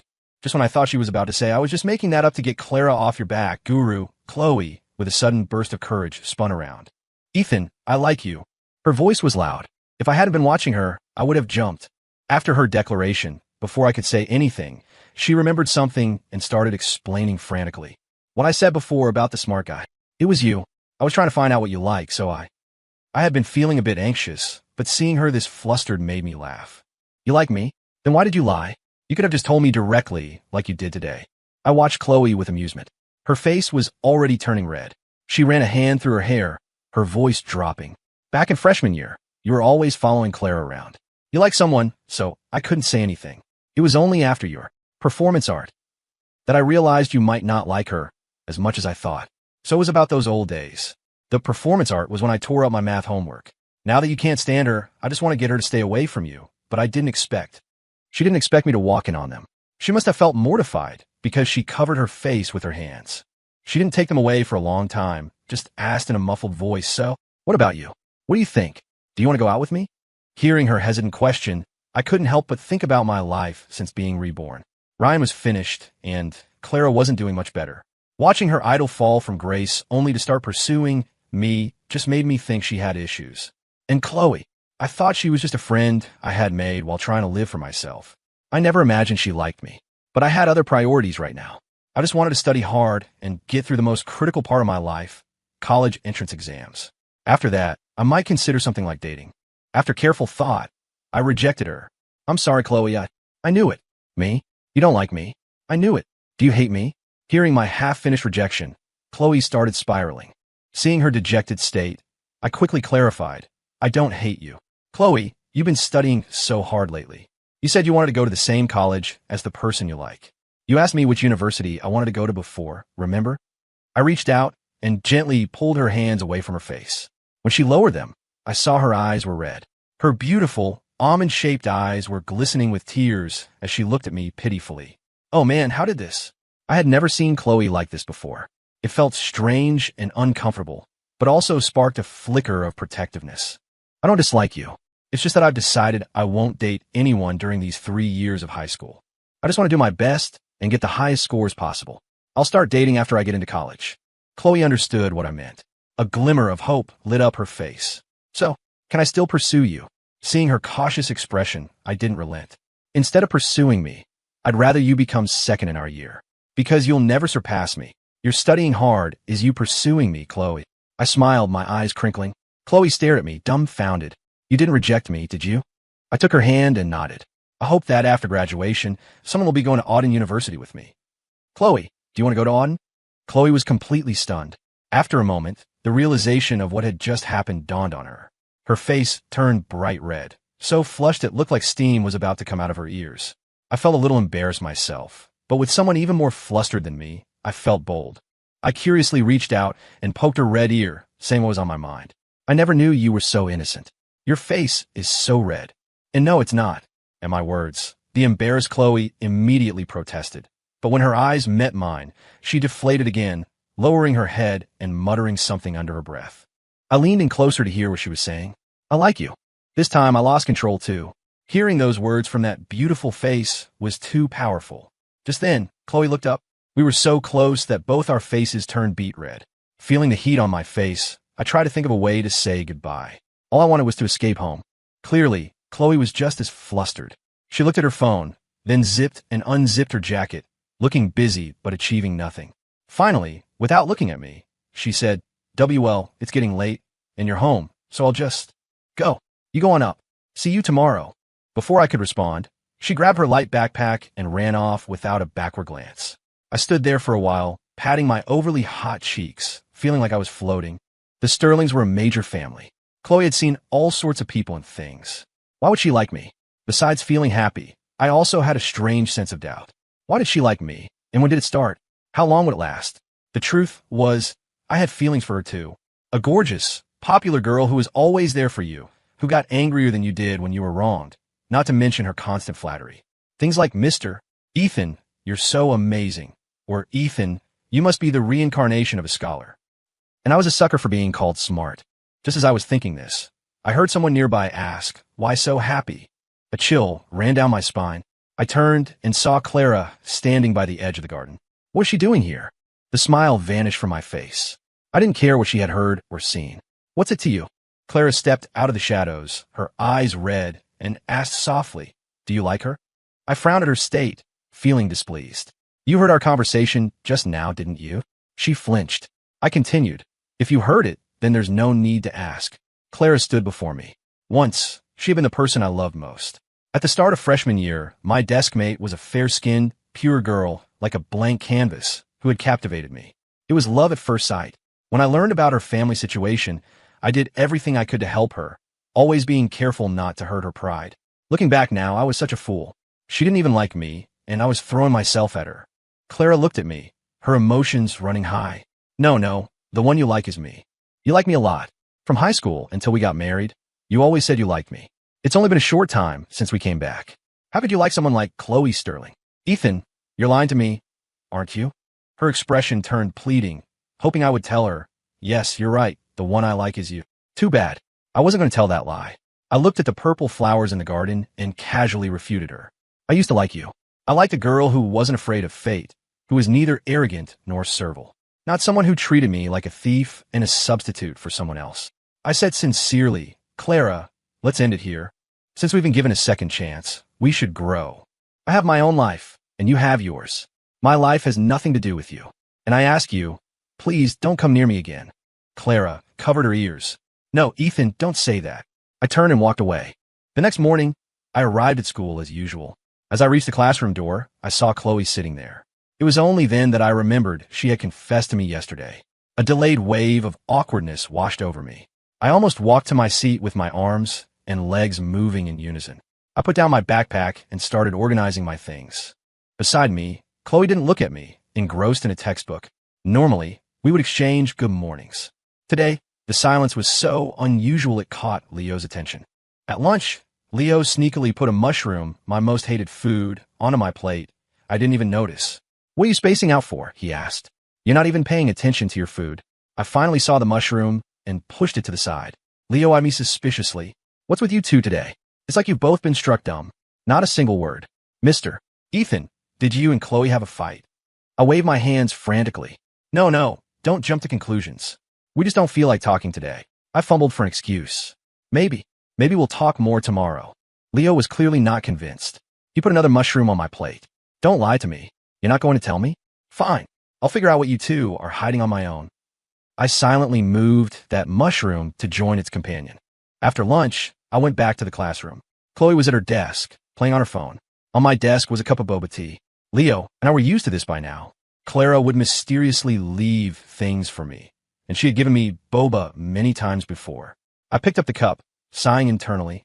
"I'm sorry. Large pudding milk tea with full sugar. It's not meant to be." Wait, something was wrong. Clara always bought me that large milk green tea, because that was my favorite in my past life. I had never drunk this pudding milk tea in front of her. I frowned, the cup still in my hand. Beside me, Chloe turned and said the first word she had spoken to me all day. "You don't like it? If you don't, I'll get something else next time." Her voice was quiet, but I heard her clearly. A strange heat rushed to my face. I stammered, "And no, I like it." I sat down and put the hot potato of a boba tea back on my desk. Chloe spoke again. "If you like it, then why aren't you drinking it?" My mind was a jumble. I unwrapped the straw and started drinking, downing a third of the large cup in one go. Leo, who was closest to us, overheard our exchange. He immediately started spamming my phone with messages. "Leo, I told you. The way she looks at you is different." "Leo, spill it. What's going on?" "Leo, you're even drinking her boba." Me, calm down." After some thought, I told Leo what had happened. I expected him to need a moment to process it, but he only got more excited. "Leo, holy crap. Leo, I knew it. I knew there was something between you two." "Leo, my couple dar is never wrong." "Leo, and you said you were helping her highness get with her crush. What a joke." "Leo, I could see she was into you. Did you study so hard your brain turned to mush?" "Leo, throw that textbook on your desk away." Me, can't do that. Me, Chloe is studying. "Why aren't you?" The rest of the afternoon passed in a blur of boba and cookies. After that, Chloe started bringing me things every day. It was a bit like what Clara did, but different. Clara's gifts were all based on my habits and tastes from my past life. The sight of them just irritated me. Besides, some of those things weren't even things I truly liked. Once in college, Clara and I passed a billboard with a gray rabbit on it, and she casually said, "That's kind of cute." After that, I bought the stuffed animal and a matching scarf and hat. Did I like them? No, but Chloe's gifts were different. Half were based on my preferences she learned from our chats, and the other half were based on her constant observation of me. I casually mentioned that the bakery across from school had good egg tarts, and she bought 2 boxes the next day. I bought a small cat keychain at a gift shop and put it on my desk. The next day, she had a matching dog one on hers. When I said it was cute, she was happy all day. Without realizing it, we grew closer and closer. It got to the point where even Leo couldn't stand it. "Leo, could you two lovebirds be a little more considerate?" Me, "We're not dating yet. She's pursuing me." "Leo, how dare you?" Lying to me. After some joking around, Leo asked, "So, has Clara been quiet lately?" My eyes dropped, my finger hovering over the screen. Clara had been very quiet. Her grades had also shot up. She used to be in the upper middle ranks of our class, but on the last monthly test, she actually placed 7th. It seemed she was finally focusing on her studies. The days passed, and the final exams were approaching. Before the exams, we had our physical fitness tests. A 1-mile run for the boys and an 800-meter for the girls. On the field, everyone was groaning. A few girls beside me were hugging each other for support. "Let's run together. Last time you ran like a possessed donkey." "I don't believe you." I was no exception. Even with an adult mind, I was still nervous, huddling with an equally anxious Leo. Soon, we were divided into groups. The P.E. teacher, a woman with a buzz cut, blew her whistle. Line up. She glanced at her watch. Girls first. Listen for your names. The girls sighed in relief, while the boys trudged onto the track. The first group included both Clara and Chloe. Unsurprisingly, Chloe came in first. She bent over, gasping for breath. When she saw me walk over, she immediately stood up straight, her face beaming with pride. I wanted to laugh, but I played along and praised her. Leo and I were in different groups. He went first. By the time he finished and collapsed onto the grass, unable to move, my own legs were starting to feel like jelly. But I had no choice.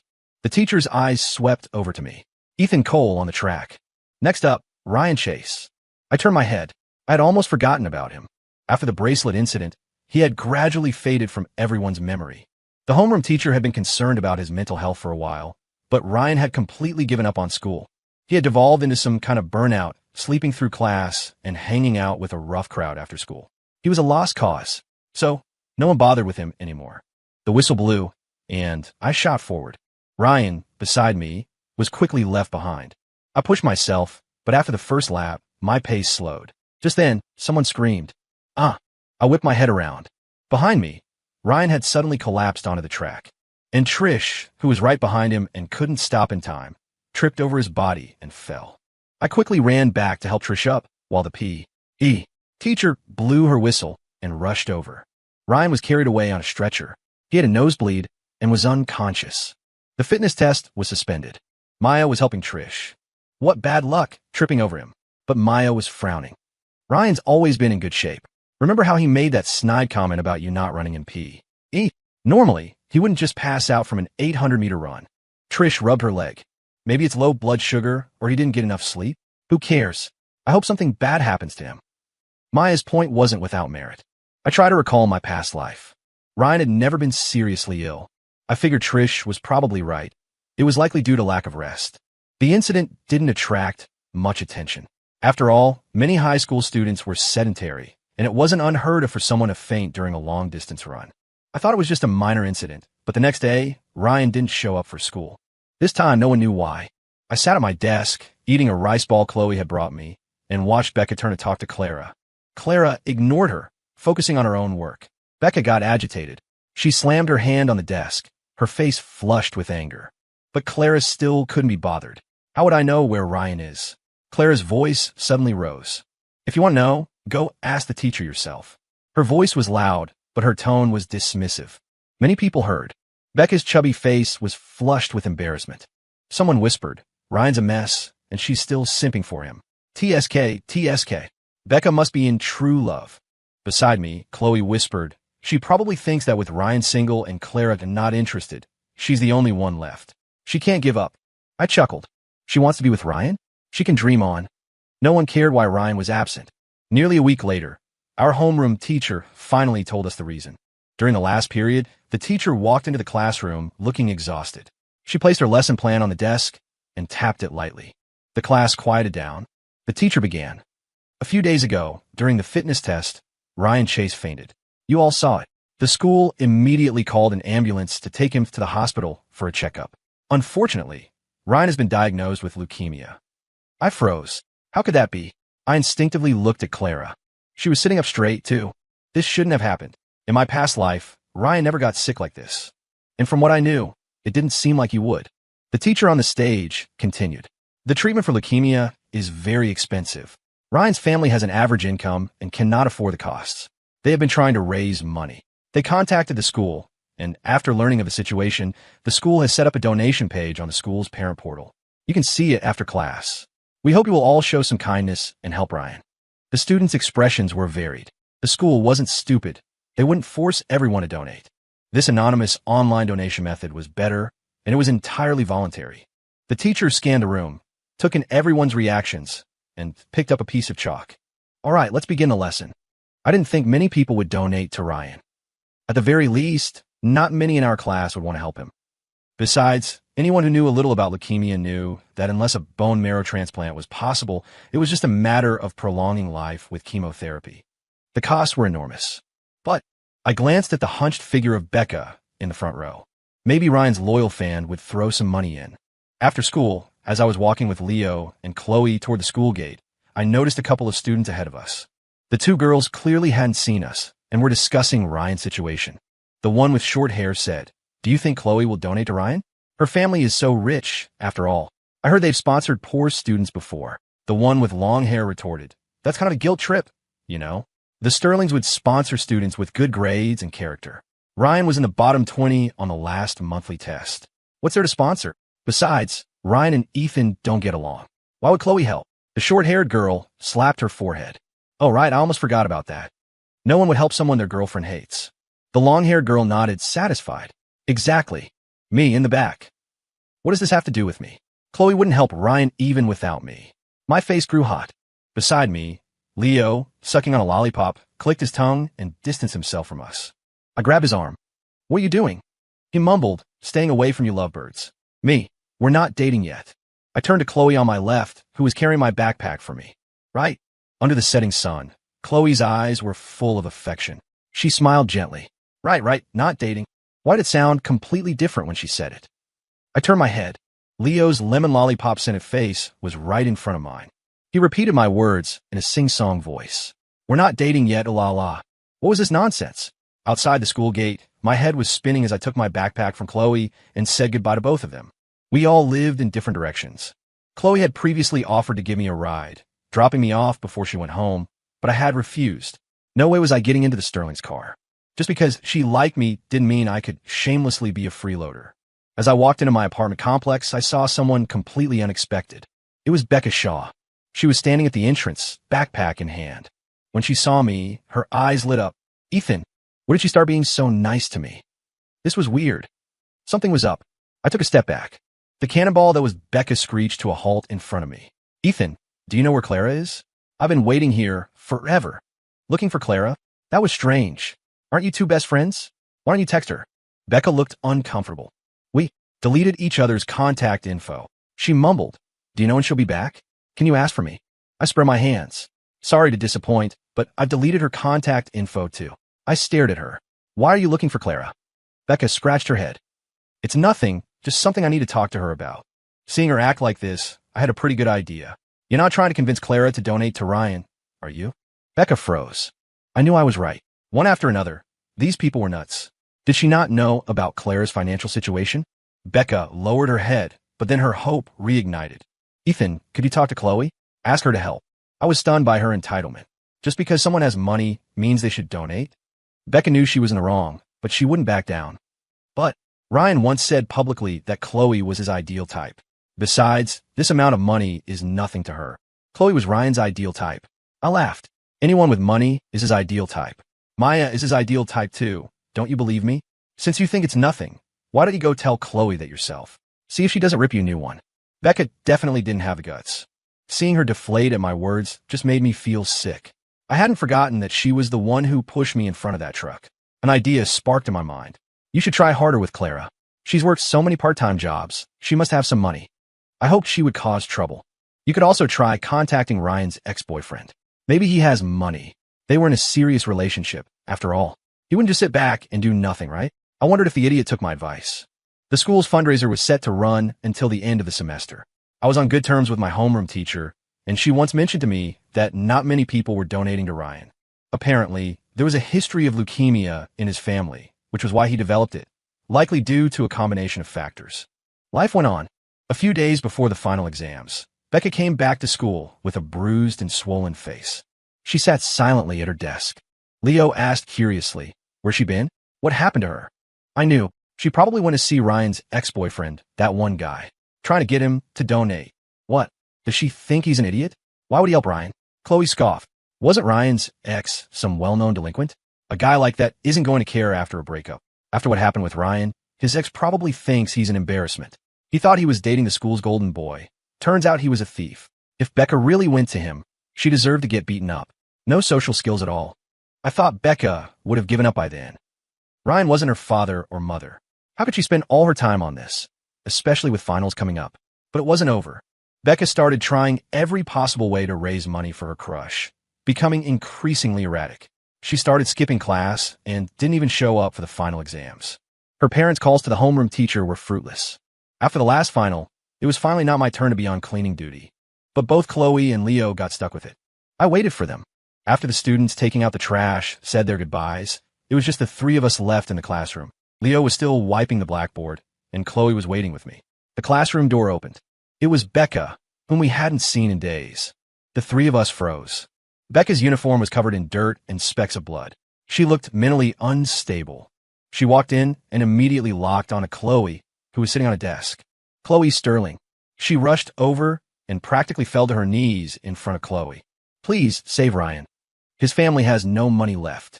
They can't afford his chemotherapy. This is a matter of life and death. Can you please? No. As Becca stared in disbelief, Chloe refused flatly. What happens to him has nothing to do with me. Chloe was always harsh with people she disliked. She smirked mockingly. By the way, since you like him so much, why don't you just pay for his medical bills? Don't you have the money? Chloe stomped all over Becca's pride. Becca grit her teeth and stood up. Humiliated, she knew Chloe's stance, and that continuing this would be pointless. Her face was dark with anger. She turned her venomous gaze to me, who had been watching the show from the sidelines. She smiled maliciously, and I had a bad feeling. Chloe Sterling, did you ever tell Ethan about how Ryan pursued you in middle school? You two were pretty close back then. I froze. Chloe shot up from the desk and grabbed Becca by the collar. What the hell are you talking about? She swung her fist and punched Becca right in her smiling face. Leo rushed over to break them up. Chloe, let go. Don't hit her here. She's deliberately trying to provoke you too. Can't you see? Chloe, breathing heavily, shoved Becca to the floor and looked at me desperately. Ethan. Her eyes were filled with panic. Don't listen to her nonsense. Ryan was just pursuing me back then. That's all. I didn't like him. I never agreed to anything. Becca, on the floor, tugged at her collar. Don't say that, Your Highness. Didn't you say it yourself back then? I want to date someone smart for fun. You don't count. You're too stupid. Well, congratulations, Chloe. You finally found a genius you can play with. The top student of our year, no less. When are you going to get tired of this one? A chill ran down my spine. I wasn't an idiot. Since Chloe didn't deny it, that meant at least part of what she said was true. I didn't know what Chloe was thinking, and I wasn't going to completely write her off because of this. I wasn't some idiot who would fall apart at the slightest provocation, but it still hurt. Chloe, no longer caring about the girl who had run off after dropping her bombshell, walked over and reached for me. I looked up.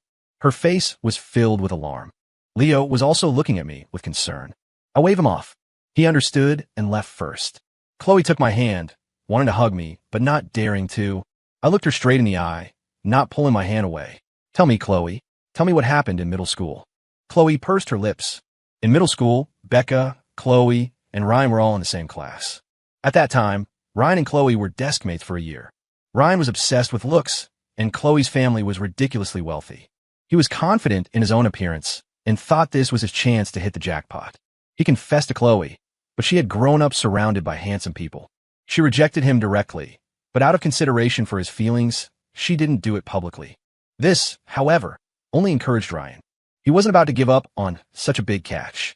He started pestering her, trying to get her to accept him. Chloe was annoyed and finally used his poor grades as an excuse to reject him.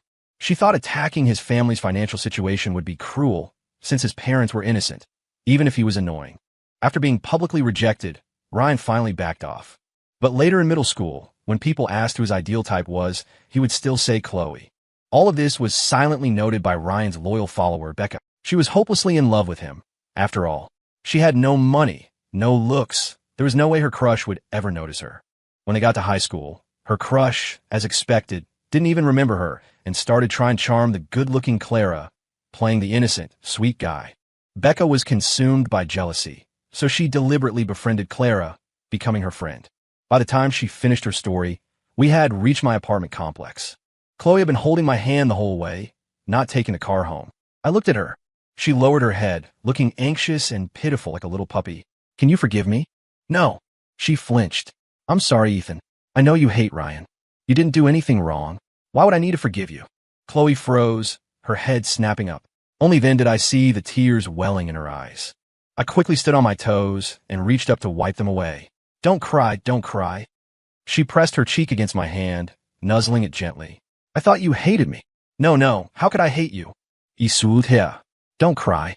Becca only said that to get to us. I don't care what she says. Chloe sniffled. So, do you like me?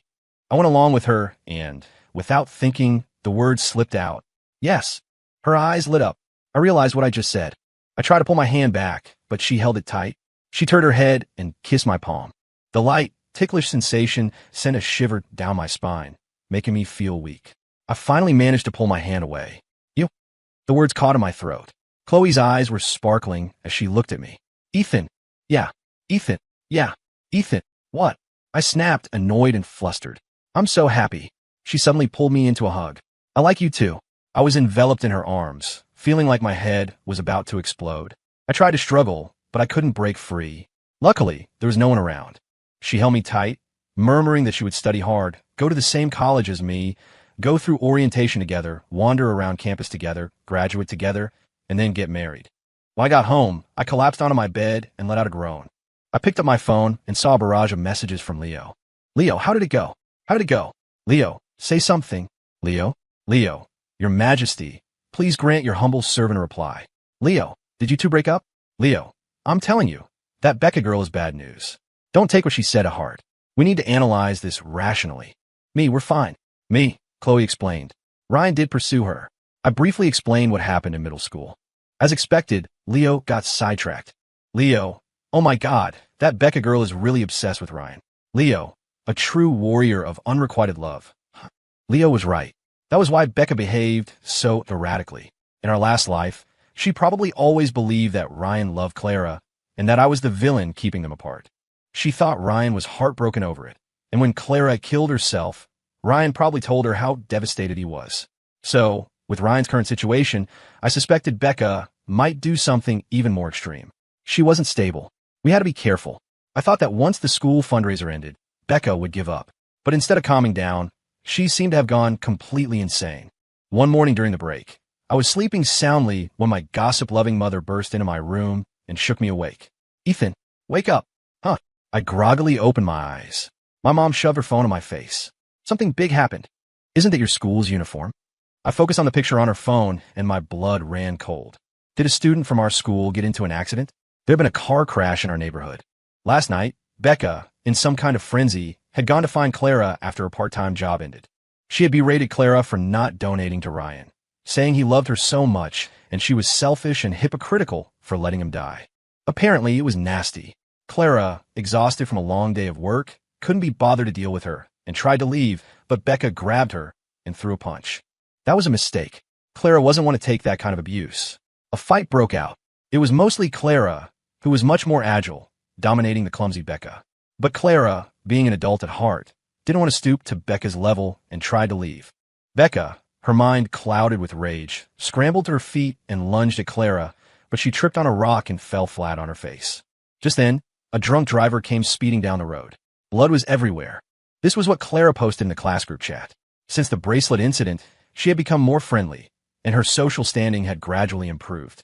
Everyone believed her story and was discussing it in the chat. Damn, she won't have time to worry about Ryan now. She almost ended up in the morgue herself. She's seriously messed up. Why was she demanding money from you? Are her parents going to cause trouble for you? Clara, I've already been to the police station. The drunk driver is fully at fault. Clara, her parents almost ripped the driver apart at the station. They don't have time for me. I heard she gave all her savings to Ryan, even stole money from her family. Her family's not well off. Her parents are so lucky to have her. I wonder what Ryan will do when he finds out his little bank has gone bust. Speaking of which, do you think the school will do another fundraiser? I doubt it. Why does all the bad stuff happen in our class? Even if they did, I wouldn't donate. Clara, probably not. Becca's leg. They might not be able to save it. She won't be coming back to school. Oh my God. Honestly, Becca wasn't a good person, but the drunk driver deserves worse. Agree. The incident didn't hold everyone's attention for long. The final exam results were out. I was still number one. I scrolled down the rankings on my phone, my eyes habitually searching for Chloe's name.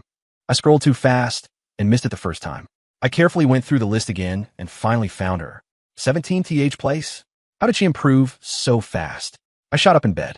She had jumped nearly 10 places. I was in disbelief. What had this girl been doing? Did a little tutoring really make her grade skyrocket? I was happy, of course, but also genuinely shocked. My phone rang. I looked down. It was Chloe. Was she calling to brag already? I answered. As expected, Chloe was ecstatic. Ethan, did you see the final exam rankings? Her voice was as excited as a happy puppy's. I couldn't help but smile. I saw. Great job. You improved a lot. You deserve some praise. Chloe laughed. I don't need praise. I want a reward, Mr. Ethan. Her tone was playful and intimate, and it made my ears burn. This grade is still far from getting you into Auden, Ms. Sterling. I was being difficult, but Chloe was determined to get her reward. A reward provides motivation, right? Do you want to go out this Saturday? There's a fireworks show at Central Park. I hesitated, but Chloe started pleading. Come on, please. We haven't seen each other in almost a month. I miss you. I surrendered. Fine. What time? I went. By the time I got to Central Park, it was already 7 in the evening. It was cold, and the park was twinkling with little colored lights. Because of the fireworks show, it was crowded even at this hour. There were vendors selling candied apples and roasted sweet potatoes. I spotted the tall, long-legged Chloe in the crowd immediately. As I approached, I saw she was holding a little girl's hand. The girl was happily eating a small roasted sweet potato and, seeing me, looked up and gave me a sweet smile. So cute. I looked at Chloe. Who's this? Chloe scratched her head. This little girl's dad lost his wallet and is looking for it nearby. He saw me standing here and asked me to watch his daughter. I sighed. What a trusting parent. Luckily, Chloe wasn't a bad person. The great Chloe Sterling, babysitting. She seemed to be handling it well. The little girl finished her sweet potato, looked from Chloe to me, and then said something shocking. Miss, is this your boyfriend? My brain short-circuited. This girl looked like she was only 7 or 8. How did she know about these things? Beside me, Chloe's grin was so wide it almost split her face. Yes, he is. This is my boyfriend. The little girl threw her empty bag next to a trash can and came to pull my hand. Then let's all 3 stand together. I let her pull me over. The girl looked at me, then turned to Chloe and said, Miss, your boyfriend is really handsome. Chloe, overjoyed, bought her cotton candy. She asked if I wanted some. Me, I don't want any. Chloe knew I was just embarrassed, so she said she wanted some for herself, bought a huge one, and then gave it all to me. The 3 of us stood by the side of the path, waiting for the girl's dad to return. During this time, the woman selling cotton candy sighed dramatically. Young people these days get married so early. Look, their child is already so big. Me, by the time the girl's dad came back, the fireworks show had already started. He thanked us profusely and dragged away his reluctant daughter, who kept looking back at us. Chloe took my hand. Let's go. Yeah. We walked to the center of the park. The sky was already filled with exploding fireworks, and more were set up in the snowbanks around us. The colors were brilliant. I took out my phone to take a picture. It feels like the last fireworks show at Central Park was years ago. Yeah, I think it was in middle school. You even built a snowman here back then. I froze. How did you know that? Chloe had been to the Central Park fireworks show in middle school. She had come with a few friends to watch the fireworks. While they were chatting, she noticed a boy in the corner. He was wearing a conspicuous white winter coat. While everyone else was watching the fireworks, he was busy building a small snowman. After he finished, he even took a picture of it with his phone. It was only after he left that she and her friends went over to look. Below the snowman, there were words written in the snow. Chloe turned on her phone's flashlight to see. Always number 1 in my year. Her friends burst out laughing. Someone said, That's Ethan Cole for you. I was wondering what he was writing, fiddling with that stick for so long. From that day on, Chloe remembered me. So, she had known who I was even back then. I rubbed my nose. That was in 8th grade. I only beat the second-place person by less than 3 points on one exam. It gave me a real sense of crisis. Chloe smiled at me. I thought you were so interesting back then. I recognized you as soon as we started high school, but you definitely had no impression of me. I even tried talking to you a few times, but all your attention was on Clara, so I gave up. It was only when I moved my seat to the row in front of her that Chloe's hope was rekindled. I put my phone away. I must have been possessed by something back then, always following her around. She was annoyed by it too. My head's clear now. I don't need to chase after her. Chloe looked up at the fireworks, and I did too. Life after life. I would not be trapped in place by Clara. I was free. 3 years can feel long and short at the same time. The 2 days of the SATs were scorching hot. After finishing the last section, I walked out of the school feeling like I had been roasted dry. I bought 3 ice cream cones. 1 for Chloe, 1 for Leo, and 1 for me. Their testing room was on the 3rd floor, while mine was on the 1st, so I got out earlier. The moment Chloe came out, I grabbed her. How'd it go? Chloe was smug. Nailed it. Compared to her, I was more curious about Leo. He was as carefree as ever, biting off half his ice cream in one go. I have no idea how to even guess my score. Whatever, it's over. I wasn't worried about myself at all. Auden University was a sure thing. In my past life, my scores had been good enough, but I had compromised and gone to Bryant State with Clara. While it wasn't a bad school, looking back now, I must have been an idiot. The day scores were released because I had gone through this before. I was confident I would be at the top of my class. I just didn't expect my phone to explode with calls and texts. I groggily sat up. Chloe's messages were flooding in one after another. And Leo's too. Chloe, city's top scorer. Chloe, are you awake yet? Leo, valedictorian. Get up. Leo, if you don't get up, I'm calling you. I shot out of bed just as my mother pushed the door open, her face beaming. You're awake? Your homeroom teacher just called me and your dad. She was overjoyed. To think we have a valedictorian in the family. I was in a daze all morning, my phone overflowing with congratulations. When my homeroom teacher called, I didn't even know what I was saying. It was only after I hung up that it sank in. I was the top scorer in the entire city. The massive wave of joy had left me stunned. I called Chloe to freak out with her, and she was even happier than I was. I told my dad the guy I like is the city's top scorer, and my grades are good enough to go to Auden with him. Wait, I quickly cut in. Doesn't that basically tell your dad it's me? Chloe, yep. The city's valedictorian is my boyfriend. We're a power couple now. My mom wants to meet you. Me? No. Chloe, what are you so nervous about? My mom is really nice. She seemed to think of something and laughed. Don't worry, it's not as dramatic as it is in novels. I'm going to date who I like. There's no arranged marriage or anything, at least not for me. She had read my mind. How did you know I was thinking that? I read Leo's stories. At the graduation ceremony, the principal was beaming with pride. My homeroom teacher stood beside me, her eyes crinkling with satisfaction. I went on stage as the valedictorian to give a speech. When I came down, my hands were sweaty. Chloe was waiting at the bottom of the stage to help me down. As soon as I was steady, I saw an elegant woman standing behind her. She was impeccably maintained, with only a few fine lines at the corners of her eyes. When she saw me looking, she smiled and nodded. I felt like I had been struck by lightning. This was Chloe's mother. Then my speech. I suddenly didn't know where to put my hands or feet. I said awkwardly, "Hello, ma'am." Chloe's mother said, "She insisted on dragging me here to see you." So I came. After all, you're the city's top scorer. I've been buying some jade recently, so I thought I'd come and soak up some of the good luck. Her words made me a little embarrassed.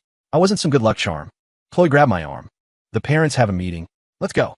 Everyone else is on the field taking pictures. I nodded. Ma'am, we'll be going then. Before I could finish, Chloe had already dragged me away. It was a rare opportunity to be at school without wearing a uniform.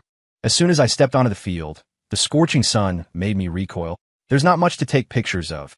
But Chloe insisted, demanding we take photos together and starting to order Leo around. Leo clicked his tongue. All right, order me around now. I'm going to take ugly pictures of you.